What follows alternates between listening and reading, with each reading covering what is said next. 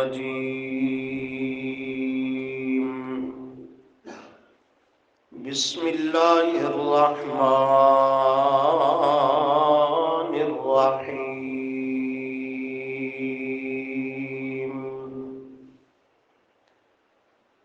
ما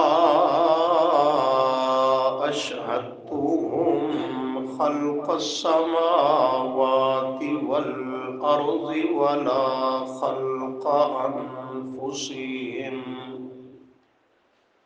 ولا خلق أنفسهم وما كنت متخذ المضلين عضدا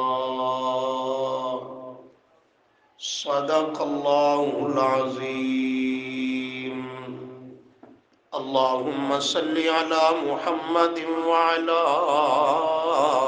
آل محمد كما صليت على إبراهيم وعلى آل إبراهيم إنك حميد مجيد اللهم بارك على محمد وعلى آل محمد كما باركت على إبراهيم وعلى آل إبراهيم إنك حميد مجيد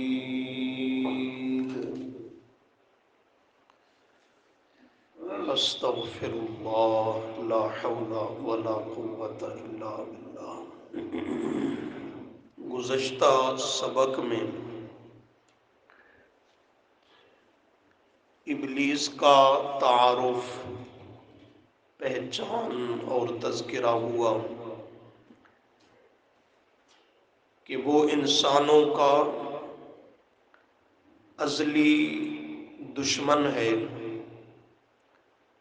اور وہ اپنی پوری محنت کے ساتھ انسانیت کو گمراہ کرنے کی کوشش کرتا ہے۔ خوش نصیب اور سعادت مند ہے وہ انسان جو اپنے اس دشمن کو پہچان لیتا ہے اور پھر اس سے بچنے کی کوشش کرتا ہے۔ اور بڑا ہی محروم القسمت ہے وہ انسان جسے اپنے بیگانے دوست دشمن کی پہچان نہ رہے کہ وہ بجائے اس کے کہ اللہ تعالی کی طاعت و فرما برداری کرتا، اس کے حکموں کو پورا کرتا، الٹا یہ اپنے دشمن شیطان کے اکسانے پر، ورغلانے پر اس کی پیروی کرنا شروع کر لیتا ہے اور شیطان کے کہنے پر چلنا شروع ہو جاتا ہے۔ یہ دنیا میں ایمان اور ہدایت سے محروم رہتا ہے، سعادت اور بھلائی سے محروم رہتا ہے، اور آخرت کے متعلق تو قرآن کریم نے فیصلہ دیا کہ جب اسی ابلیس نے حضرت آدم علیہ السلام کے سامنے سجدہ کرنے سے انکار کر دیا تو اللہ نے اسے رامدہ درگاہ بنا دیا، مردود بنا دیا۔ تو یہ کہنے لگا تو نے مجھے ملعون اور مردود تو بنا دیا، لیکن میں انسانوں کو گمراہ کروں گا، اپنے پیچھے چلاؤں گا، تیرا انہیں فرما بردار نہیں چھوڑوں گا۔ تو اللہ نے فیصلہ دیتے ہوئے فرمایا ان جہنم منک وممن تبعک منہم اجمعین۔ میں اللہ کا بھی فیصلہ ہے کہ قیامت کے دن تجھ سے اور تیرے تابع داروں سے میں اللہ بھی جہنم کا پیٹ بھر دوں گا، کہ تجھے بھی جہنم میں ڈالوں گا اور تیرے پیچھے چلنے والوں کو بھی۔ تو سب سے بنیادی چیز یہی ہے کہ انسان اول پہچان پیدا کرے. جب پہچان پیدا ہو جائے تو پھر احساس دل میں بیدار ہوتا ہے کہ مجھے شیطان دشمن کے پیچھے نہیں چلنا، مجھے اللہ رحمان کی طاعت و فرما برداری کرنی ہے. یہ جب احساس پیدا ہو تو پھر اللہ درست عمل کی بھی توفیق عطا کر دیتا ہے. جب تک پہچان نہیں تب تک احساس بیدار نہیں ہوتا. احساس بیدار نہ ہو، طلب نہ ہو، تو پھر اللہ کی طرف سے توفیق بھی نہیں ملا کرتی. ہر عمل کی اور کام کی ایک ترتیب ہوتی ہے. اسی غرض سے قرآن کریم نے ہمیں اس دشمن کا تعارف کروایا اور فرمایا یہ اکیلا نہیں، وَذُرِّيَّتَهُ، اس کی اولاد، اس کے ہم نوا، وہ بھی تمہیں گمراہ کرنے کے درپے ہوتے ہیں. تو اس پر اللہ نے ہمیں تنبیہ کی.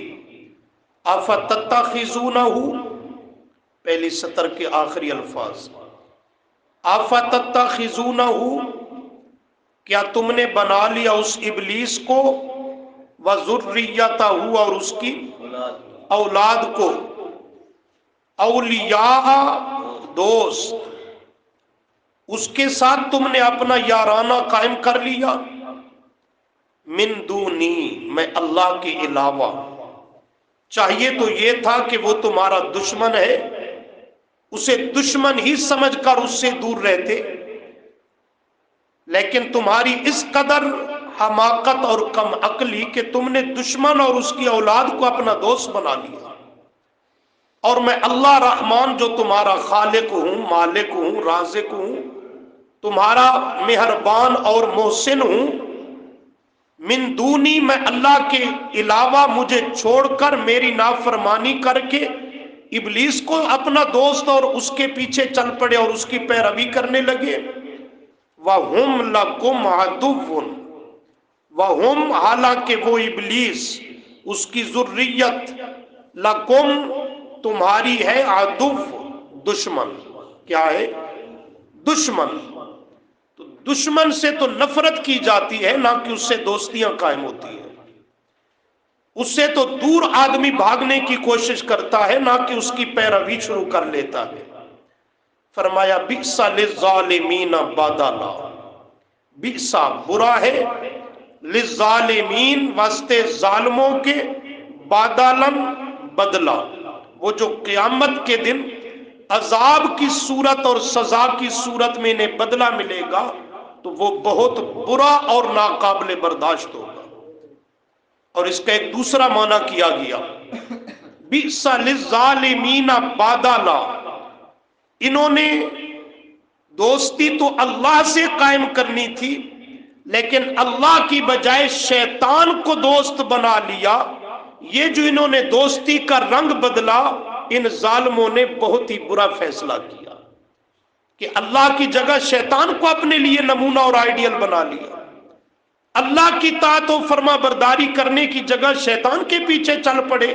تو یہ جو انہوں نے اپنا دوست بدلا، اللہ رحمان کے بجائے شیطان کے ساتھ یاری قائم کی، تو یہ انہوں نے بئسا، بہت ہی برا فیصلہ کیا، بری راہ کو اختیار کیا، برے دوست کو اپنے لیے چنا اور پسند اور اختیار کر لیا.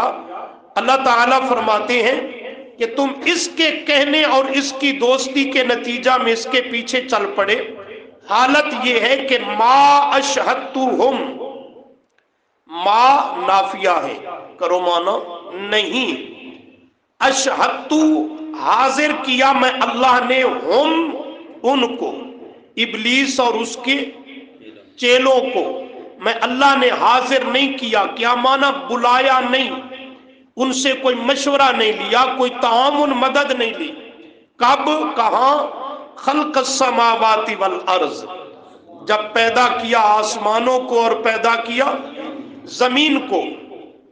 ولا خلق انفسہم، اور نہ ہی میں اللہ نے ان کو بلایا اور حاضر کیا، کوئی ان سے مشورہ اور مدد لی. کب؟ ولا خلق انفسہم، جب خود میں اللہ انہیں پیدا کر رہا تھا. ان کی پیدائش کے وقت بھی میں اللہ کریم نے خود انہیں پیدا کیا، یہ اپنی پیدائش میں بھی کسی طرح کے وزیر مشیر نہیں بن سکے۔ اللہ فرماتے ہیں یہ ہو بھی کیسے سکتا تھا؟ وما کنت، اور نہیں ہوں میں اللہ، متخذا بنانے والا، المضلین گمراہ کرنے والوں کو، آزودا اپنا مشیر اور مددگار۔ کیا مطلب؟ جس ابلیس اور ان کے چیلوں کے پیچھے تم چل پڑے ہو، ان میں کمال کیا دیکھا ہے؟ آدمی کسی کے پیچھے چلتا ہے کوئی کمال دیکھ کر چلتا ہے نا، کوئی اس میں جوہر دیکھتا ہے، خوبی دیکھتا ہے، کمال دیکھتا ہے، تب اس کے پیچھے چلتا ہے، اس کا کہنا مانتا ہے۔ فرمایا ان کی حالت تو یہ ہے، جب میں اللہ نے کائنات کو پیدا کیا، آسمان و زمین کو، تب بھی میں اللہ نے یہ تو موجود ہی نہیں تھے، نہ انہیں بلایا، نہ موجود کیا، نہ حاضر کیا، نہ کوئی کائنات کی تخلیق اور پیدائش میں یہ مشیر ہیں، نہ وزیر ہیں، نہ کوئی ان کا اس میں تعاون شامل۔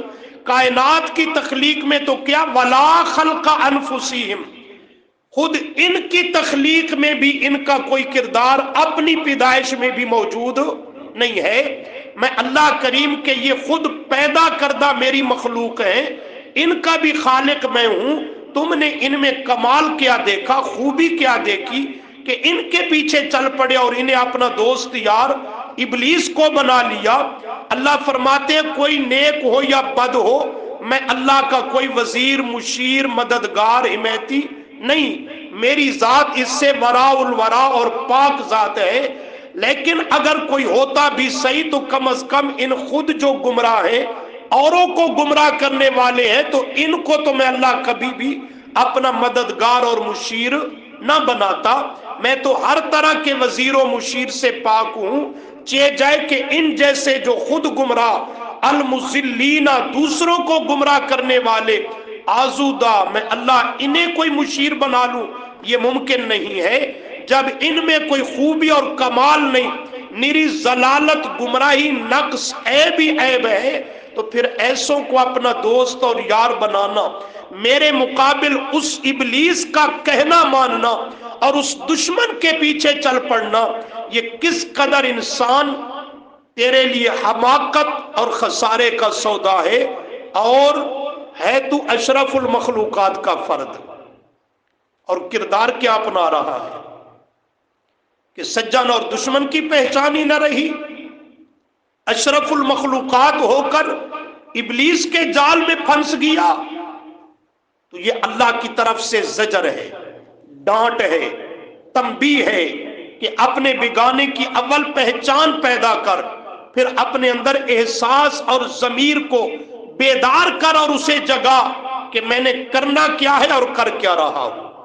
چلنا اللہ کے حکموں پر ہے، چل رہا ہوں شیطان کے بہکاوے پہ، اس کے اکسانے اور اس کے اشاروں پر، جو اللہ کا بھی دشمن ہے، اس کا بھی نافرمان اور باغی ہے، اور جو ہمارا بھی دشمن ہے، ہمارے باپ آدم کا بھی دشمن ہے۔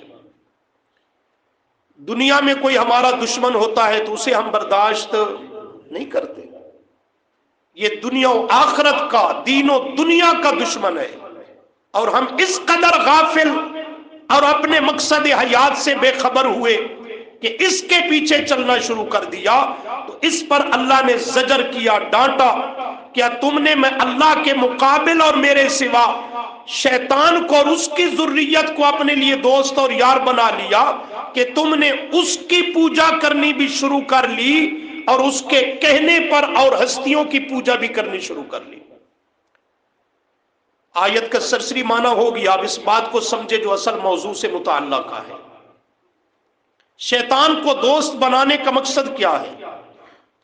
مقصد میں دو چیزیں کھڑی ہیں، کتنی سمجھنا ہے۔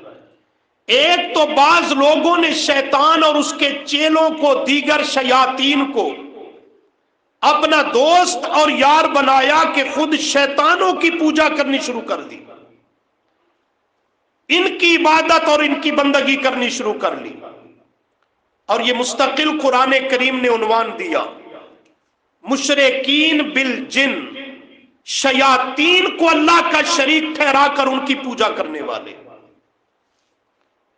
ये मुशरिकीन मक्का में भी थे और उनके बाद में भी।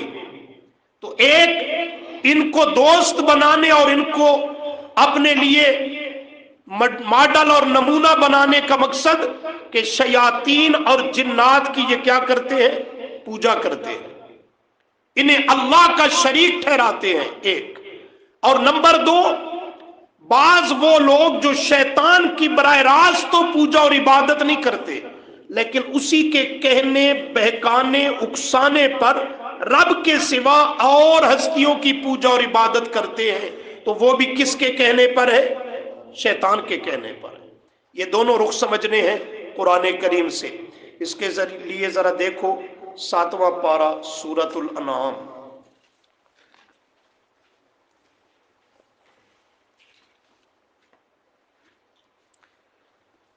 सफा नंबर 223 223,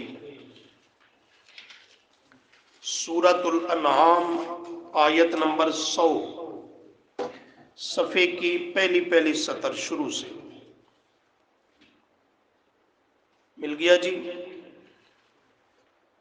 वजालू लिल्लाहि शुरका अल जिन्न, मिल गई आयत।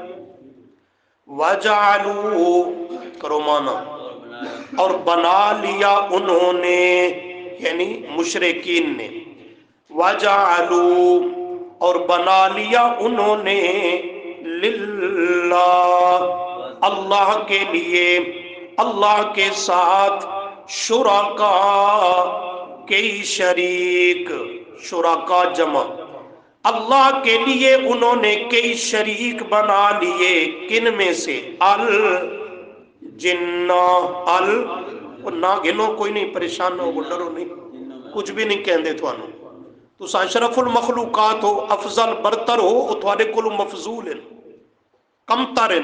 इस वास्ते डरो नहीं, ईमान अमल पुख्ता रखो और मसनून दुआओं का एहतमाम करो। किसी शैतान जिनकी ताकत ही नहीं कि वो तुम पे चढ़ाई कर सके और नुकसान दे सके, लेकिन अपने कदम मजबूत होने चाहिए। अपने कदम भी मजबूत ना हो तो फिर तो हर ऐरा गैरा सिरे सवार हो जाता है। इसलिए फरमाया वजालू लिल्लाह, और बना लिया उन लोगों ने अल्लाह के लिए शुरका, बना लिए शरीक। किन में से? अल जिन्ना, जिन्नात को अल्लाह का उन्होंने बना लिया शरीक। अल्लाह फरमाते हैं कितनी बड़ी बेवकूफी की बात है, जिन्नात को मेरा शरीक बना लिया। व खालाकाहुम, एक ही जुमले में जवाब दिया, व खालाकाहुम, ये वहा लिया, इसका माना और नहीं करेंगे, इसका माना करेंगे हालांकि, वाव का माना हालांकि, खालाकाहुम पैदा किया उन जिन्नात शयातीन को अल्लाह करीम ने। क्या माना? ये तो मेरे पैदा किए हुए हैं, मेरी मखलूक है, मैं इनका खालिक हूं। भला मखलूक भी खालिक के बराबर, मखलूक को खालिक का शरीक बना दिखाया, किस कदर अक्ल से गिरी बात है।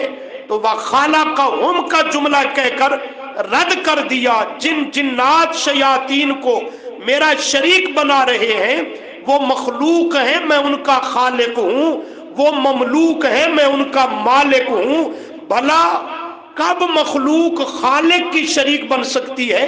कहां ममलूक और मोहताज उस कायनात के रब और दाता का शरीक बन सकता है।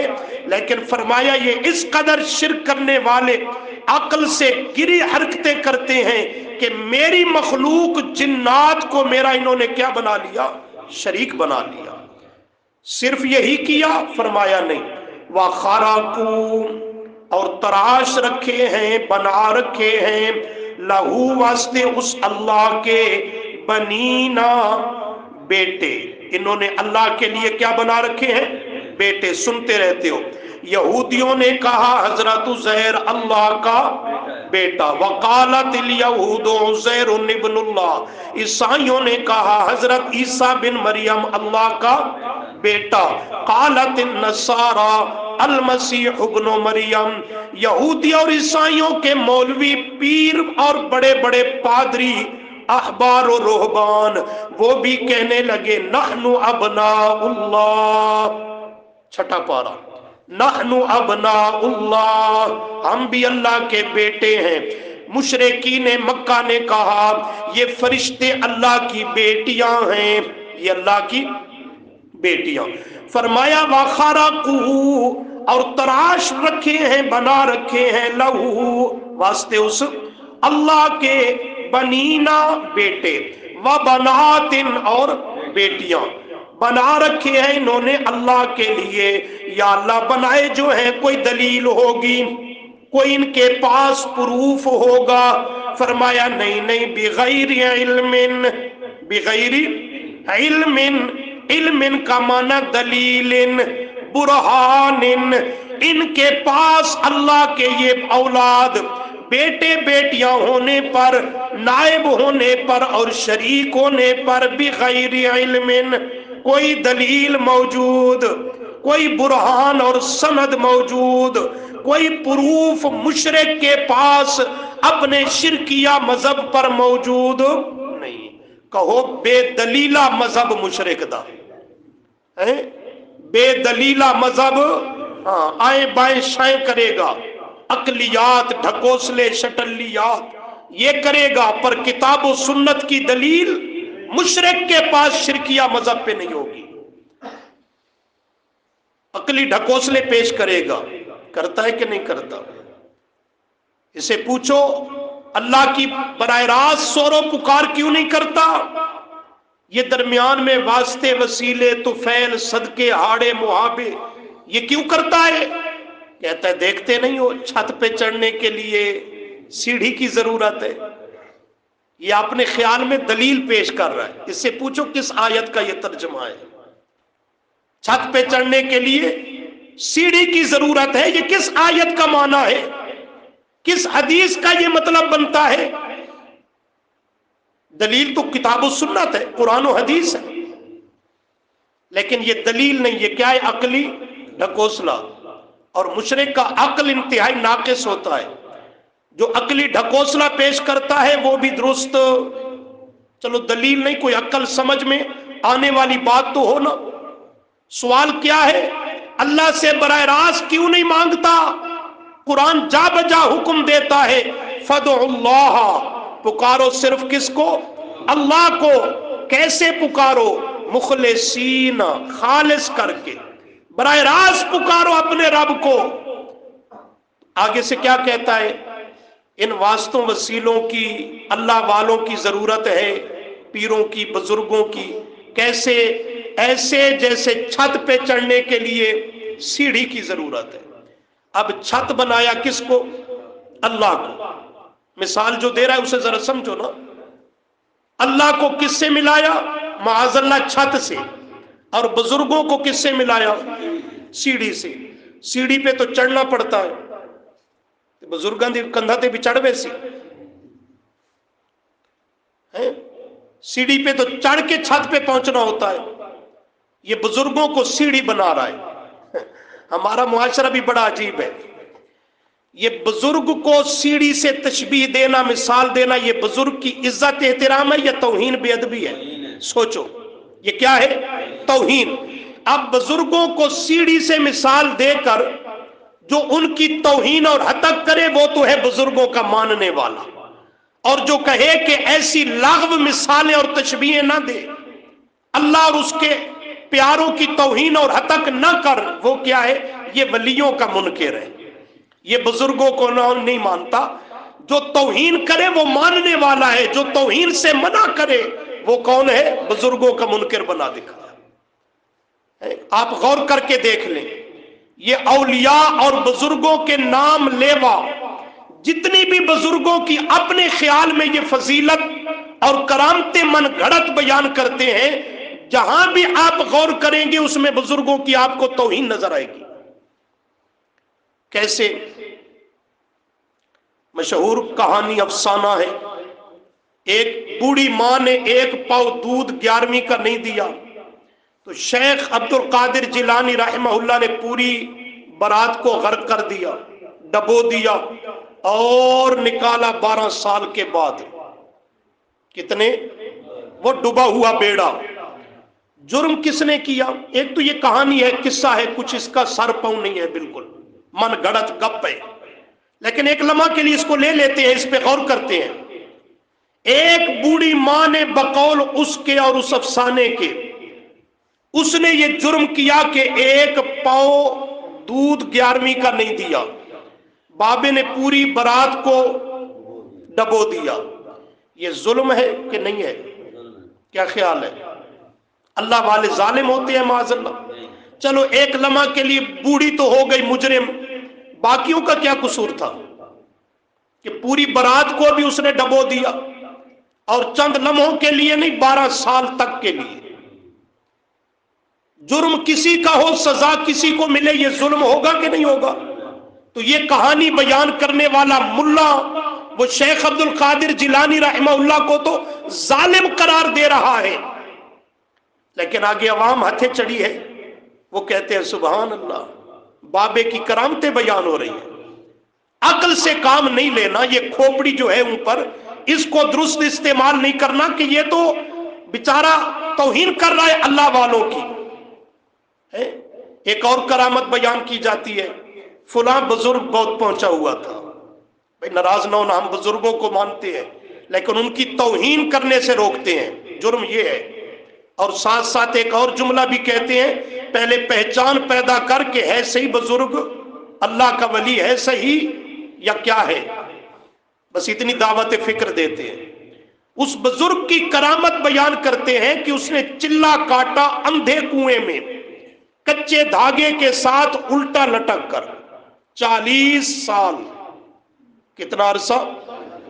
40 سال اندھا کنواں کچے دھاگے کے ساتھ الٹا لٹک کر اس نے چلا کاٹا۔ کیا خیال ہے؟ وہ تو کچا دھاگا، اندھا کنواں، یہاں روشنی میں دوپہر کے وقت اسے زنجیر کے ساتھ باندھ کے صرف 1 گھنٹہ الٹا لٹکا دو، سمجھ آ جائے گی کہ یہ ولی کے فضائل بیان ہو رہے ہیں یا الٹا اس کی توہین ہو رہی ہے۔ یہ پولیس والے مجرموں کو لٹکاتے نہیں، یہ سمجھتا ہے کہ ہم اولیاء کو ماننے والے ہیں، اور قوم کو بھی سمجھ کوئی نہیں آتی۔ ہمارے معاشرے کی بھی گنگا الٹی بہتی ہے، جو اولیاء کی برسر عام توہین کرتا ہے، طرح طرح کے افسانے گھڑ کے اور جھوٹی انہیں کرامتوں کا نام دے کر کے وہ اولیاء کو ماننے والا ہے، اور جو اولیاء کی توہین اور حتک سے روکتا اور اس کا تحفظ کرتا ہے وہ بزرگوں کا منکر ہے، مانتے کچھ نہیں۔ بزرگوں کو بزرگ تو مانتے ہیں بشرطے وہ بزرگ ہو صحیح، لیکن مانتے اسے بزرگ ہیں، نہ نبی مانتے ہیں، نہ رب مانتے ہیں، نہ رب کا شریک مانتے ہیں۔ کیا عرض کر رہا تھا؟ کہتا ہے چھت پہ چڑھنے کے لیے سیڑھی کی ضرورت ہے، سیڑھی بنایا بزرگوں کو۔ میں نے کہا بالکل ٹھیک ہے، چھت پہ چڑھنے کے لیے سیڑھی کی ضرورت ہے۔ کیوں ضرورت پیش آئی؟ میں نیچے ہوں، چھت 10 فٹ 15 فٹ 14 فٹ فاصلے پر اور دور ہے۔ کیا جس رب سے میرا اور آپ کا معاملہ ہے وہ بھی ہم سے اتنے دوری اور فاصلے پر رہتا ہے؟ اس کا تو اعلان ہے دوسرے پارہ میں، انی فانی قریب، میں کیا ہوں؟ قریب ہوں۔ کتنا قریب ہوں؟ 26ویں پارہ میں فرمایا نحن اقرب الیہ من حبل الورید، میں تمہاری رگے جاں شاہ رگ سے بھی زیادہ قریب ہوں۔ جو رب شاہ رگ سے بھی زیادہ قریب ہے، درمیان میں فاصلہ تو ہے کوئی نہیں، ملا جی سیڑھی کہاں رکھنا رکھانا چاہتا ہے؟ پہلے فاصلہ ثابت کر، پھر سیڑھی رکھنے کی درمیان میں وہ گنجائش بنا۔ تو عرض یہ کر رہا ہوں، یہ عقلی ڈھکوسلے ہیں، اور وہ بھی انتہائی لاغب قسم کے، عقل بھی اسے تسلیم نہیں کرتا، چاہے جائے کہ اس کا نام دلیل رکھا جائے۔ تو مشرک کا مذہب بالکل بے دلیل ہوتا ہے، مشرک کے پاس شرکیہ مذہب پر کوئی دلیل نہیں ہوا کرتی۔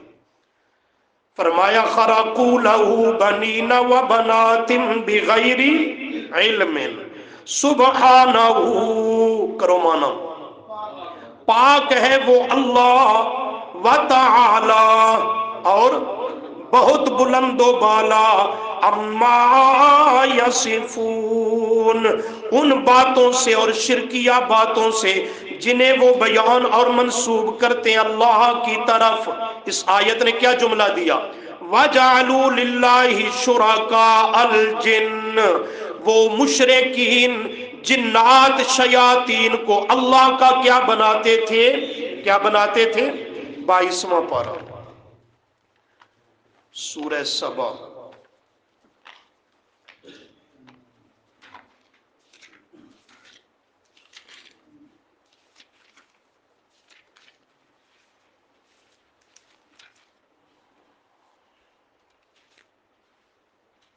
सफा 691, 691 सूरह सबा आयत नंबर 40, पहली सतर। व यौमा यहशुरुहुम जमीअन, मिल गई, गौर कीजिए। व यौमा, और जिस दिन यानी क़यामत के दिन, यहशुरुहुम जमीअन, अल्लाह जमा करेगा सबको, किसको, सुम्मा फिर, यकूलु फरमाएगा, लिल मलाइका, फरिश्तों से, अहाउलाई, अहाउलाई, क्या ये लोग, ये जो सामने मौजूद हैं, क्या ये लोग, इयाकुम, तुम्हारी, कानू दुनिया में थे, याबुदून, इबादत किया करते। अल्लाह किससे पूछेगा, फरिश्तों से।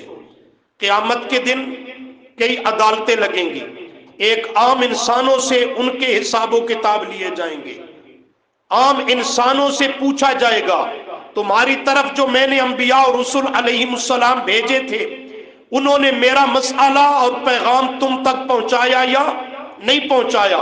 सूरह आराफ में तफसील है।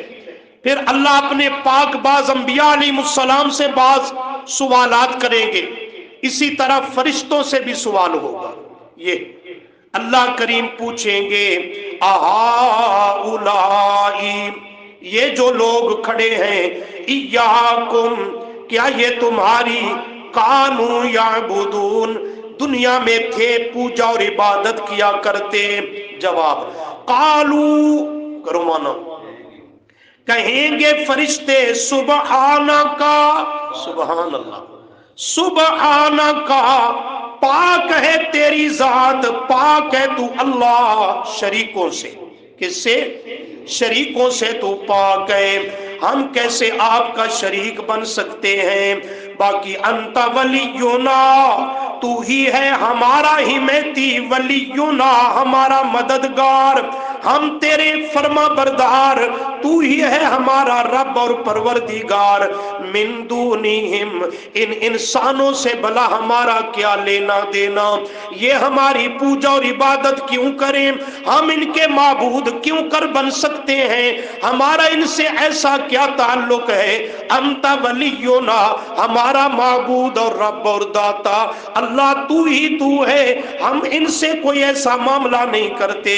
अल्लाह करीम फरमाते हैं, फिर ये मेरे अलावा किन की इबादत और पूजा करते रहे। सुनो, फरमाया बल कानू याबुदूनल, पढ़ो तो, डरे हुए कुछ ज्यादा ही हो, कुछ नहीं कहते उसका, मेरी जिम्मेदारी ने इंशाअल्लाह। बल कानू याबुदूनल, कसूर थोड़ा नहीं है, दुकानदार मौलवी अब्बों डर आया होया है। इतना अगर कौम अल्लाह से डरे ना तो वली बन जाए, जितने जिन्नात से डरते हैं, अगर इतना अल्लाह से डरे तो उसके बरगुजीदा और वली बन जाए। बल कानू, बल का मानो बल के, हम फरिश्तों की इन्होंने पूजा और इबादत नहीं की, बल्कि कानू माजी का सीगा, वो दुनिया में थे ये लोग, याबुदूनल जिन्ना, जिन्नों की पूजा और इबादत करते थे, हम फरिश्तों की नहीं, जिन्नात की क्या करते थे। वो दो मफहूम है ना जहन में, एक اللہ کریم کے علاوہ یہ خود ابلیس کی، شیطانوں کی، جنات کی پوجا اور عبادت کرتے تھے. اور اکثر ان مشرکین میں بہم سات ان جنات کے مؤمنون ایمان رکھتے تھے. اللہ کی بجائے جنوں کے ساتھ کیا رکھتے تھے؟ ہاں، ان کا ایمان اللہ کی توحید پر نہیں تھا، شیاطین کے اوپر ان کا ایمان و یقین تھا، اور یہ تھے انہی کی پوجا اور عبادت کرتے. آپ کہیں گے کیسے کرتے تھے؟ کوئی شیطان کے سامنے سجدہ کرتے تھے؟ اس کی نظر نیاز دیتے تھے؟ شیطان کی کیسے عبادت کرتے تھے؟ یہ بھی قرآن سے پوچھئے. ہم تو قرآن کے طالب العلم ہیں بھائی، ہمیں تو قصے کہانیاں گپیں ان کی طرف جانے کی ضرورت. دیکھو 29واں پارہ قرآن بتلائے گا کہ یہ مشرکین شیطانوں کی پوجا اور عبادت کیسے کرتے تھے. 29واں پارہ سورۃ الجن. ہن تکڑے ہو کے ببائے ہن آئیو سورۃ الجن. اللہ اکبر کبیرہ. جی صفحہ ہے 913. 913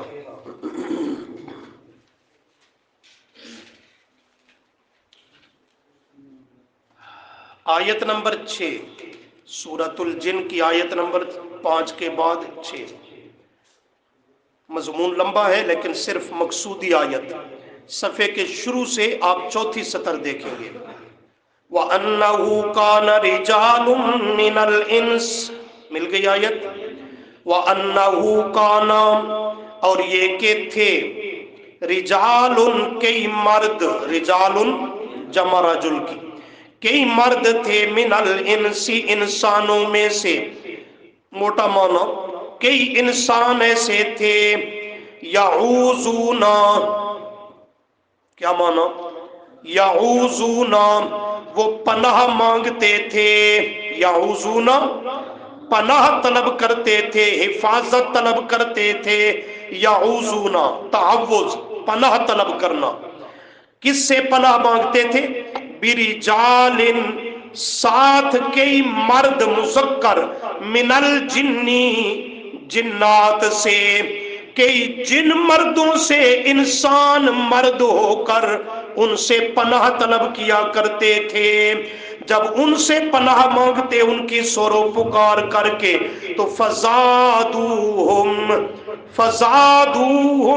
پس وہ زیادہ ہو جاتے، جنات شیاطین بڑھ جاتے، راہا کہا ازروے سرکشی کے، تکبر اور غرور کے. کیا معنی؟ اس آیت کو کسی بھی تفسیر میں دیکھنا، آپ کو یہ تفصیل ملے گی پوری. مشرکین مکہ میں یہ شرک تھا جہاں دیگر وہ شرک میں مبتلا تھے. ایک یہ بھی شرک کی قسم ان میں پائی جاتی کہ وہ جب سفر کرتے، کوئی پیادہ پیدل چلتے، کوئی مختلف سواریوں پر، تو لمبے اور طویل سفر پہ نکلتے، رات کو کہیں نہ کہیں انہیں کسی وادی میں، صحرا میں، جنگل میں، میدانوں میں رات آ جاتی. مسافر کو ایسا پیش آ جاتا ہے معاملہ، وہ رات کو وہیں پہ پڑاؤ ڈالنے لگتے، رات کو یہاں ٹھہریں گے، صبح آگے سفر شروع کریں گے.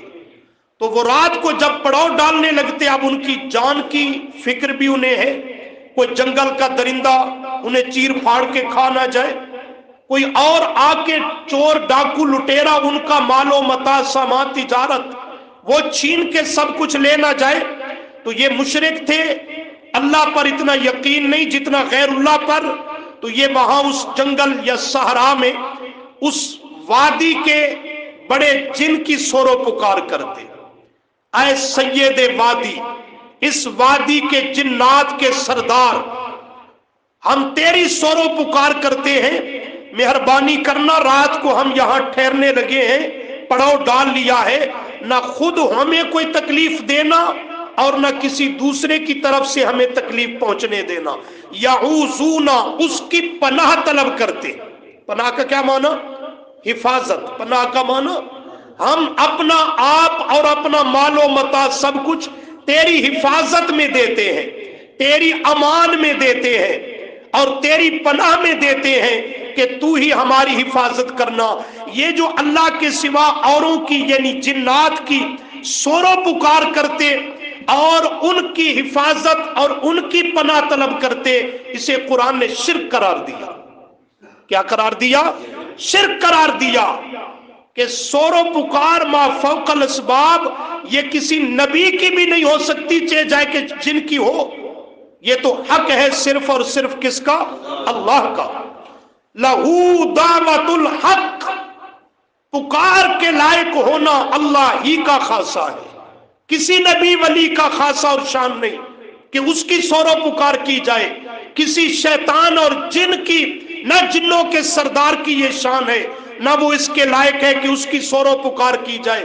ایک تو اس کی یہ پکار کر کے غائبانہ اس کے ساتھ اس کو اللہ کا شریک ٹھہراتے، یہ شرک کرتے، اور دوسرا پناہ دینے والا، حفاظت کرنے والا، محفوظ رکھنے والا، یہ کون ہے؟ ما فوق الاسباب کون ہے؟ وہ نماز کے ترجمے میں اعوذ باللہ کے معنی میں سن چکے ہو، اعوذ باللہ نہ کہ اعوذ بالجن، پناہ دینے والا اللہ، نہ کہ کوئی جن اور شیطان۔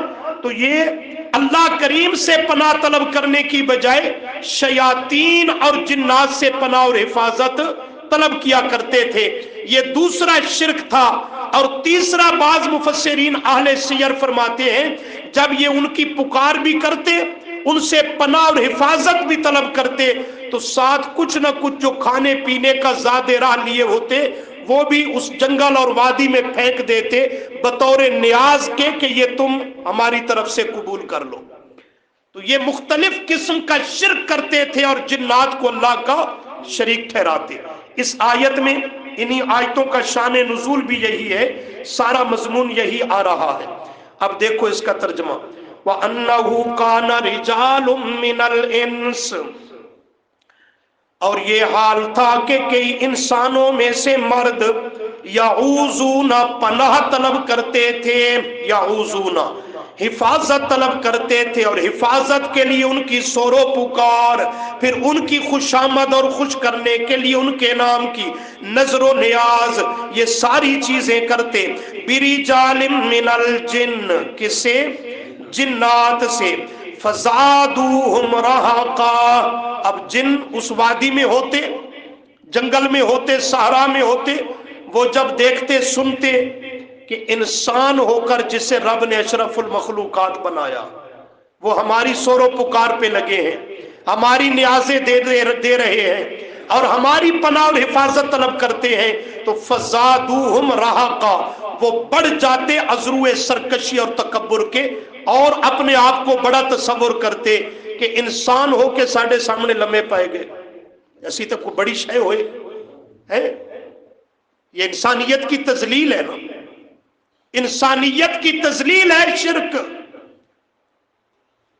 کہ اللہ نے انسان کو اشرف المخلوقات بنایا کہ سب کچھ اس کی خدمت کے لیے، لیکن یہ خالص میری عبادت کے لیے۔ جب یہ غیر اللہ کی پکار اور پوجا اور عبادت کرتا ہے، غیر کے در پہ سر بسجود ہوتا ہے، تو وہاں انسانیت کی بھی تذلیل ہوتی ہے کہ نہیں ہوتی؟ بڑا جملہ کہا ہے اگر آپ نے غور کیا ہو، وگرنہ غور کر کے دیکھ لیں، اللہ نے انسان کی اشرف المخلوقات بھی بنایا اور اس کی عزت اور عظمت کو برقرار رکھنے کے لیے انتظامات بھی کیے ہیں تاکہ یہ ذلیل و رسوا نہ ہو، کہ اسے صرف اپنے سامنے جھکنے کا حکم دیا، کسی اور کے سامنے انسان کو جھکنے کی اجازت نہیں دی۔ حتیٰ کہ یہ جب دسترخوان لگا ہوتا ہے، طرح طرح کے کھانے ہمارے سامنے پڑے ہوتے ہیں، مشروبات پینے کی چیزیں ہوتی ہیں، وہاں بھی غور کر لیا کرو تو بڑا نقطہ ہے۔ کوئی بھی مخلوق ہے وہ کھانے پینے کی چیزیں جھک کر کے کھاتی پیتی ہے، اپنی غذا حاصل کرتی ہے، ایسے نہیں ہوتا؟ حیوانوں کو دیکھ لو، جانوروں چوپایوں کو دیکھ لو، وہ اپنی منہ گردن جھکا کر نیچے سے اٹھا کے کھاتے ہیں، نیچے برتن میں منہ ڈال کے پیتے ہیں۔ پرند چرند کو دیکھ لو، زمین میں منہ مار کے چرتے چگتے کھاتے پیتے ہیں۔ ایسے ہی ہے نا؟ لیکن ایک واحد انسان مخلوق ہے جسے رزق کے سامنے بھی نہیں جھکایا، رزق کے سامنے بھی تو نے نہیں جھکنا، یہ تیری ہتک اور تذلیل ہو جائے گی۔ تجھے جھکنا ہے تو صرف رزق دینے والے رازق کے سامنے جھکنا ہے۔ اسے یوں نہیں کہا تیرے سامنے دسترخوان لگائے، جھک کر منہ نیچے ڈال کر برتن میں کھا، یوں اسے حکم نہیں دیا۔ پانی کا گلاس سامنے بھرا پڑا ہے، پیالے میں پانی موجود ہے، منہ اس میں ڈال کے حیوانوں کی طرح پی نہیں، ہاتھ دیے لقمہ توڑ، اسے سالن میں ڈبو اور ہاتھ کے ساتھ اوپر اٹھا کر کے اسے لیا منہ میں ڈال۔ تجھے روزی اور رزق کے سامنے جھکنا نہ پڑے۔ گلاس میں پیالے میں کوئی مشروب پڑا ہے، اسے ہاتھ سے اٹھا، سیدھا بیٹھ کر اسے اپنے ہاتھ کے ذریعے منہ سے لگا کے پی۔ تجھے کھانے پینے کی چیزوں کے سامنے نہیں جھکایا، کیوں؟ اس لیے کہ تو نے جھکنا ہے تو صرف رب کے سامنے جھکنا ہے۔ کس قدر انسانیت کی تذلیل ہے شرک میں کہ کوئی گھوڑے کے سامنے جھکا ہوا ہے، تازیے تابوت کے سامنے جھکا ہے، کوئی کسی قبر مزار پہ جھکا ہے، کوئی کسی اور درگاہ پہ جھکا ہے۔ وہاں انسانیت کی بھی تذلیل ہے، اللہ کے دین سے بھی بغاوت ہے، اور دنیا و آخرت میں بھی شرک کر کے ذلیل و رسوا ہے۔ تو شرک انسانیت بھی اس کا تقاضا اور اسے برداشت نہیں کرتی۔ آئیے اپنے سبق کی طرف، صفحہ 477۔ تو یہ پہلا انداز ہے کہ جہاں مشرکین جنات کی براہ راست یہ پوجا کر کے انہیں اللہ کا کیا ٹھہراتے تھے؟ شریک ٹھہراتے تھے۔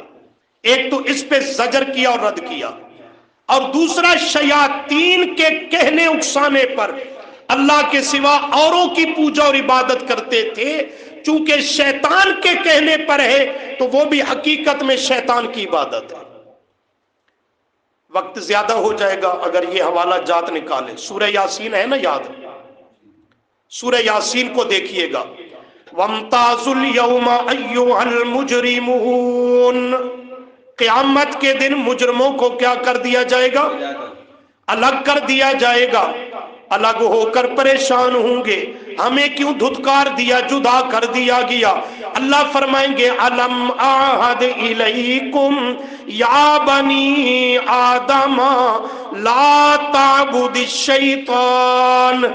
یہ الم اعہد الیکم یا بنی آدم، کیا تمہیں بھول گیا دنیا میں تم سے عہد نہیں لیا تھا میں رب العالمین نے؟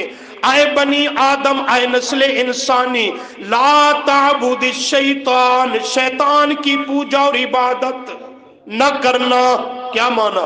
شیطان کے کہنے پر اوروں کی پوجا اور عبادت نہ کرنا، یہ مانا ہے۔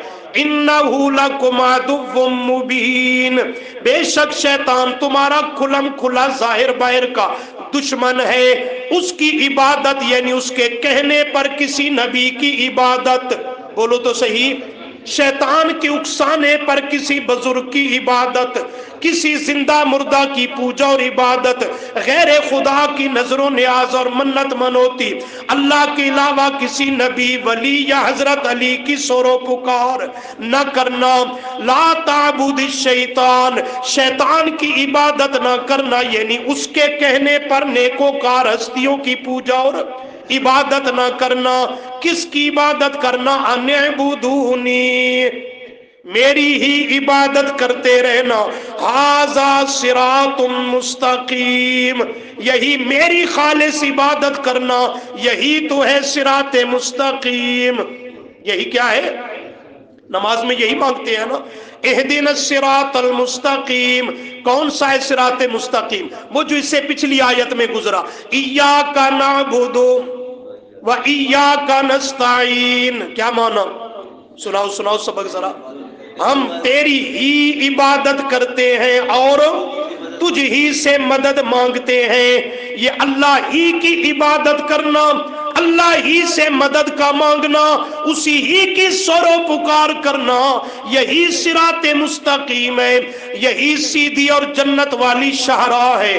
اسی پر تو ہم دعا مانگتے ہیں، اہدنا اے ثبتنا دائما، یا اللہ یہی جو ایاک نعبد و ایاک نستعین میں صراط مستقیم سمجھ آیا، حاصل اور نصیب ہو گیا، اب اسی پر ہمیں چلائے رکھنا، اسی پر ثابت قدم رکھنا، اسی پر ہمیں استقامت دینا کہ کہیں ہمارے قدم ڈگمگا نہ جائیں۔ یہی سورہ یاسین میں مضمون ہے، ان اعبدونی، میری ہی عبادت کرتے رہنا اور میری ہی خالص عبادت کرنا۔ ھذا، پڑھو نا، صراط مستقیم، یہی ہے صراط مستقیم۔ سورہ مریم میں حضرت عیسیٰ علیہ السلام کا بیان ہے، فرماتے ہیں ان اللہ ربی و ربکم، بے شک میرا مشکل کشا اور تمہارا داتا مشکل کشا وہ اکیلا اللہ ہے۔ جب وہی اللہ ہے تو فاعبدوہ، بس عبادت کرو اسی اللہ کی جو میرا اور تم سب کا رب اور داتا و دستگیر ہے، اسی ہی کی عبادت کرو۔ ھذا صراط مستقیم، یہی اسی ہی کی خالص عبادت کرنا، یہی ہے صراط مستقیم۔ تو عرض کیا کر رہا ہوں، فرمایا لا تعبد الشیطان، شیطان کا کہنا مان کر غیر خدا کی پوجا اور عبادت نہ کرنا۔ اور سورہ مریم میں حضرت ابراہیم علیہ السلام اپنے باپ آزر کے سامنے ہے، کہتا ہے یا ابتی لما تعبد ما لا يسمع ولا يبصر ولا يغني عنك شيئا، اے میرے ابا جان کیوں پوجا اور سورو پکار کرتے ہو ان ہستیوں کی، لا يسمع جو سنتے، بولو تو جو سنتے نہیں، ولا یبصر جو دیکھتے، ولا یغنی عنک شیئا جو ذرا برابر بھی تجھے نفع اور فائدہ پہنچا سکتے نہیں ہے، ما فوق الاسباب سننے والا اکیلا، بولو تو ما فوق الاسباب دیکھنے جاننے والا اکیلا، ہر قسم کے نفع نقصان کا مالک و مختار اکیلا اللہ، تو عبادت کے لائق بھی اکیلا اللہ۔ پھر پلٹ کے ابراہیم جملہ کہتا ہے اپنے باپ سے، یا آباتی انی قد جاءنی من العلم ما لم یاتک، آئے میرے باپ آزر میرے پاس اللہ کے دین کا وحی کا علم ہے، ما لم یاتک تیرے پاس موجود نہیں ہے، میرے پاس علم ہے تیرے پاس موجود نہیں۔ عقل کا تقاضا تو یہ ہے، آپ باپ ہے میں بیٹا ہوں، بیٹا باپ کے پیچھے چلتا، عقل یہی کہتی ہے نا، معاشرے کا دستور کہ اولاد والدین کے نقش قدم پر چلے، اور دوسرا عقل کا تقاضا کہ آپ عمر کے اعتبار سے مجھ سے بڑے ہیں، شان عظمت نا، عمر کے اعتبار سے باپ جو ہے، میں عمر کے اعتبار سے چھوٹا ہوں، بیٹا جو ہوں، تو تقاضا عقل کا یہ ہے چھوٹا بڑے کے پیچھے چلے، بیٹا باپ کے پیچھے چلے، لیکن نہیں میرے ابا جان، ایک چیز آ گئی معلوم یاتی کا، میرے پاس دین کا علم ہے تیرے پاس موجود نہیں۔ اس نے معاشرے اور دنیا کے اور عقل کے تقاضوں کو ختم کر کے ضابطہ یہ قائم کیا کہ میرے پاس علم ہے تیرے پاس علم نہیں ہے، تو فتبعنی، تجھے میرے پیچھے چلنا ہوگا، تجھے میری اتباع کرنی ہوگی، علم کے پیچھے چلا جائے گا، جہالت کے پیچھے نہیں چلا جائے گا، میرے پیچھے چلو گے، نتیجہ اہدی کا صراطا سویا، میں آپ کو سیدھی راہ پہ لے چلوں گا۔ قرآن نے ضابطہ دے دیا، علم کی اتباع اور پیروی ہوگی، جہالت کے پیچھے نہیں چلا جائے گا، اہل علم کی بات کو لیا جائے گا، اہل علم کے مقابل غیر اہل علم کی پیروی پکی گل ہے۔